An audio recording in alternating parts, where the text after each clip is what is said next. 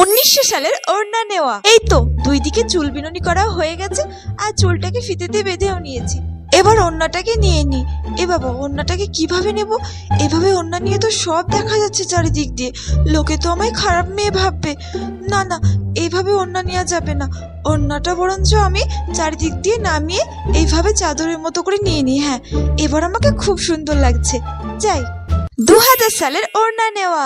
আমার তো চুড়িদার পরা হয়ে গেছে, চুলটাও বেঁধে নিয়েছি। যাই, এবার ওড়নাটা নিয়ে নিই। এভাবে এক সাইডে ওড়না নিয়ে কেমন একটা লাগছে আমাকে। না, এইভাবে হবে না। আমি বরঞ্চ এক কাজ করি, ওড়নাটা গলায় দিয়ে নিই। ওয়াও, এবার তো আমাকে খুব সুন্দর লাগছে।